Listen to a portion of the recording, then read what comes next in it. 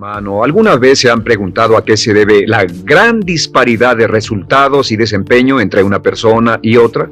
Una persona que percibe $250,000 anuales no es 10 veces más astuta ni mejor que una persona que percibe $25,000 anuales. ¿Por qué la diferencia de 10 veces sus ingresos? Y si tomamos a una persona que percibe $2,5 millones al año, ¿será esa persona 100 veces mejor, más astuta que la persona que gana $250,000?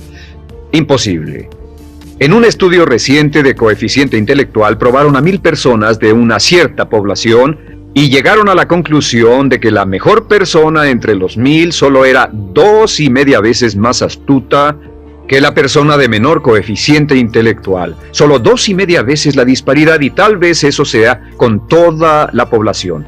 ¿A qué supone que se debe la diferencia? Al hablar de potencial humano, llegamos a una fórmula que deduje hace algunos años.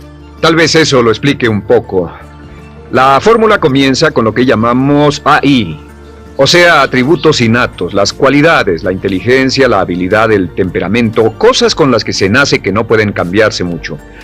Además de los atributos adquiridos.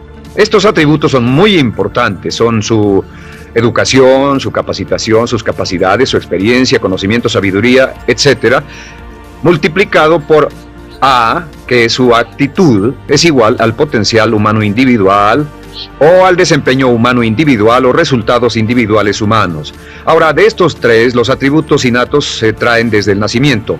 Los adquiridos pueden cambiarse, pero se necesita cierto tiempo para ello, aunque a veces cambiamos muy rápidamente. Cierta información valiosa puede cambiar dramáticamente su eficacia, pero las actitudes pueden aumentarse o disminuirse dramáticamente en segundos. Cada vez que mejoramos nuestra actitud, multiplicamos todas nuestras capacidades. Una actitud ha sido llamada acertadamente el lenguaje más importante del ser humano, la palabra más importante del idioma en el humano. Todo lo que hacemos en la vida, según un estudio en Harvard entre estudiantes ejecutivos, será en un 85% de actitudes. Un 85% de su éxito estará determinado por su actitud. Eso significa que está determinado por cuán positivo o cuánta actitud mental positiva se tenga. Las personas con actitudes mentales positivas tienden a avanzar más rápidamente, se mueven hacia la cima en organizaciones valiosas, ganan más dinero, sacan más satisfacción de la vida. Una actitud mental positiva no significa que baile por las calles y arroje flores. Solo significa que tome una actitud constructiva en general o se aproxime hacia su trabajo, su vida, sus problemas, relaciones, etc. Según el informe Cox de las empresas americanas, según la revista Success, un 85% o más de todo lo que se logra se debe a la actitud. Y la pregunta es, ¿de dónde vienen las actitudes? Las actitudes vienen de las expectativas. Muy simple, ya hablamos de eso. Y una forma muy poderosa de mejorar su actitud instantáneamente es decir, aunque no lo crea, pienso que algo maravilloso va a ocurrirme hoy. Como dijimos antes, nuestras expectativas sobre los desenlaces determinan nuestra actitud. Si espera que las cosas salgan bien, tendrá una actitud positiva. Si espera que salgan mal, tendrá una actitud negativa. Y lo maravilloso es que podemos fabricar nuestras expectativas. Podemos esperar lo que deseamos. Podemos esperar cosas buenas, cosas malas, y no nos decepcionaremos. ¿De dónde surgen nuestras expectativas? Nuestras expectativas surgen de nuestras creencias y de nuestros valores. Son el centro de los factores motivacionales de nuestra personalidad, nuestras creencias, y esto nos conduce a un entendimiento del potencial humano. Significa básicamente que nuestra actitud es una expresión externa de lo que está ocurriendo internamente, y esto es consistente con las leyes mentales. Con respecto a las creencias, cada uno de nosotros tiene muchas creencias en el fondo que los psicólogos llaman los conceptos propios. El concepto propio, o su descubrimiento, es considerado por muchos como el logro único y más importante para comprender el desempeño humano en el siglo XX. Yo estoy de acuerdo.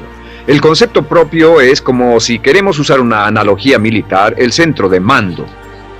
O si queremos usar una analogía técnica, es el programa central de su computadora básica.